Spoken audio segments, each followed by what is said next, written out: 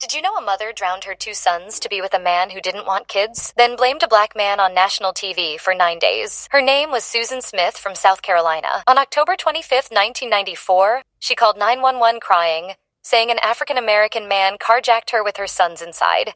3-year-old Michael and 14-month-old Alex were gone. For 9 days, she appeared on national television begging for their return. As a mother, it's only a natural instinct to protect your children, she told NBC's Today Show. Her husband David stood beside her, holding her hand, believing every word. The whole country was searching for a black carjacker that didn't exist. Police pulled over innocent black men across South Carolina looking for the suspect, but investigators noticed something strange. Her story kept changing and didn't match the evidence. On November 3rd, police confronted her. Susan finally confessed the truth.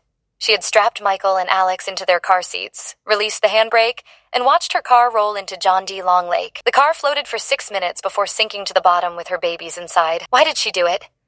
Her boyfriend, the wealthy son of her boss, had just broken up with her in a letter saying, "I don't want children."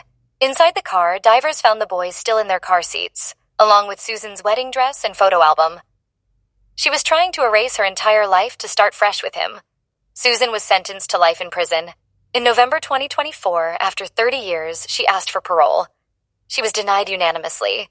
Her ex-husband David said that's only 15 years per child, her own children. Susan Smith is still in prison today. Yeah, it is true. This is an actual true story, and she did actually come out to try to put herself in parole, but she applied. So basically she got denied. What do you guys think about this? Should she have a chance again to be in society based on what she's done? And to be honest, all of that over a man. But the fact of the matter is that she had to go through the 9 months and total 18 months of just, I don't know how long did it take her, but a normal woman, it takes around 9 months for her to, go through the process of birth the child. From the conceiving part to actually giving birth takes such a long time, and then she can make a small decision like this for just a guy basically she just wanted to get into a relationship with. So I pull up the news article about it. So the father, we already know that David Smith, the boy's father, told that 30 years in prison was not enough punishment for Smith. So that's only 15 per child. The prosecutors argued during the trial that Smith of her 3-year-old son Michael and 1-year-old son Alex so she was having an affair. The bottom line, she was having an affair, and then she decided that okay, the guy wasn't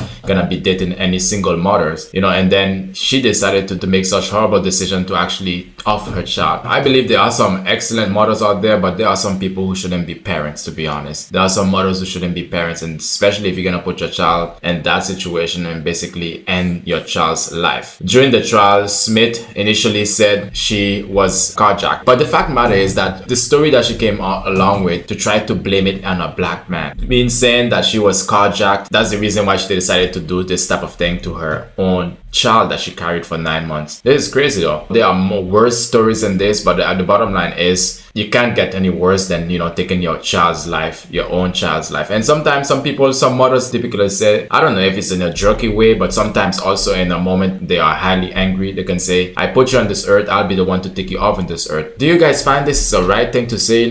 Especially even if you put your child on this earth, should you give them this sort of scare? I know it's a scare tactic, it's a terrible manipulation tactic to actually get your child to do what you want. This is truly unfair for the kids, that you have to put them into a situation like this to make them so afraid of you, to make them think that it's either they choose to do what you want or it's a life and death situation. This is really terrible. For me personally, I don't think she should give any chance at this, because the fact that she had to do all of that and take the lives of innocence of her own child, to take their lives and also create a bigger crime, to put the entire police force into a manhunt, just searching for somebody who's a figment of her imagination that she created. A lot of the time, that's one of the biggest thing that we have to be concerned about, is people's imagination to create the type of boogeyman, and to create the type of suspect or the people that they will most likely believe. It's easy to say that okay, it was a black man, and then automatically they'll be like, oh okay, all the stigma, the way that people or society tend to view us somehow, it's easy to believe. It's a two-edged sword, because one of the thing is that in this story, they quickly to believe her while she was the one who's the criminal. She was the one who committed all the acts. So which means a lot of the time, a lot of crimes are gone unnoticed because of this bias or this prejudice that people have with amongst different people. and that situation in South Carolina, it's because of their biases, but also, it wasn't just also the biases, but again, they would most likely believe the mother, believe her, Susan, because she was the last one to actually see her child, and she's her mother, of course. It makes sense to believe her mother, who's in distress, and she went so far to make a big situation out of it. Let me know what you guys think. Should she bail or give in some lighter sentence, or because right now I think she's serving life, should she be able to,